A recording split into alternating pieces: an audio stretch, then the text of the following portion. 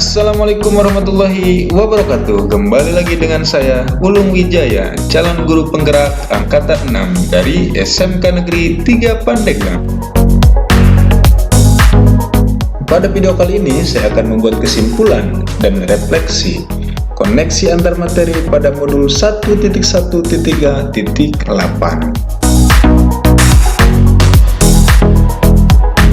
Lalu bagaimana sih kesimpulan dan refleksi terhadap pemikiran-pemikiran Ki Hajar Dewantara itu? Nah, kita akan jawab melalui ketiga pertanyaan berikut ini. Yang pertama, apa yang saya percaya tentang murid dan pembelajaran di kelas sebelum saya mempelajari modul 1.1? Kemudian yang kedua, apa yang berubah dari pemikiran atau perilaku saya setelah mempelajari modul ini? Dan yang ketiga, apa yang dapat segera saya terapkan lebih baik agar kelas saya mencerminkan dari pemikiran Ki Hajar Dewantara?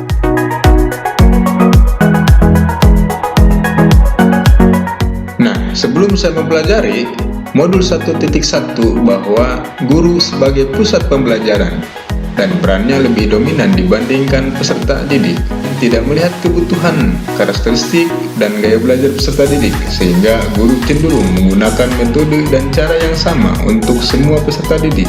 Kemudian, guru banyak menggunakan reward and punishment bagi mereka yang gagal dan bermasalah di kelas, dan tidak menciptakan kondisi kelas yang aman dan nyaman bagi peserta didik. Namun, setelah saya mempelajari modul 1.1 ini, bahwa saya percaya pembelajaran lebih berpusat kepada peserta didik.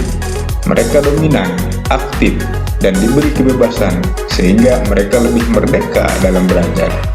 Kemudian melakukan asesmen untuk melihat kebutuhan, karakteristik, dan gaya belajar peserta didik, untuk menentukan metode dan cara yang tepat sesuai dengan kebutuhan, minat, dan bakat peserta didik dalam belajar. Guru memfasilitasi peserta didik, menciptakan suasana kelas yang aman dan nyaman, menstimulus dan memotivasi peserta didik untuk tumbuh dan berkembang sesuai dengan kodratnya. Nah, jadi terlihat kan sebelum dan setelah mempelajari modul 1.1 ini, sekarang saya percaya bahwa pembelajaran itu berpusat kepada peserta didik. Mereka harusnya dominan, mereka aktif dan diberi kebebasan. Ini bertujuan untuk mereka tuh merasakan bagaimana mereka merdeka di dalam belajar itu sendiri.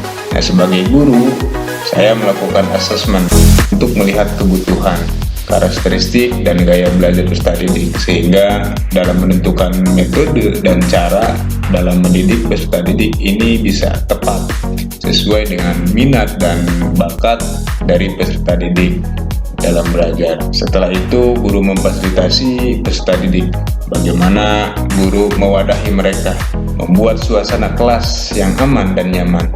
Guru juga mampu menstimulus, kemudian memotivasi peserta didik untuk tumbuh dan berkembang sesuai dengan kodratnya masing-masing.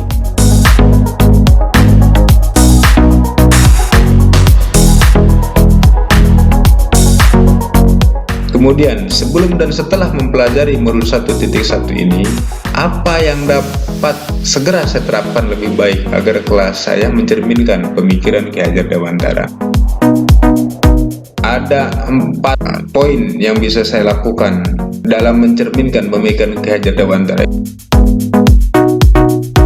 Yang pertama, melakukan asesmen untuk mengetahui kebutuhan, karakteristik, dan gaya belajar peserta didik.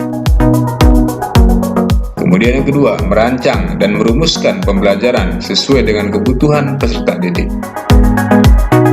Yang ketiga, peserta didik tumbuh berdasarkan kodrat alam, zaman, serta mempertimbangkan kearifan lokal. Kemudian yang keempat, memfasilitasi dan menuntun peserta didik merdeka dalam belajar dalam pencapaian profil pelajar Pancasila. Terima kasih, itulah kesimpulan dan refleksi koneksi antar materi pada modul 1.1. Wassalamualaikum warahmatullahi wabarakatuh. Salam guru penggerak.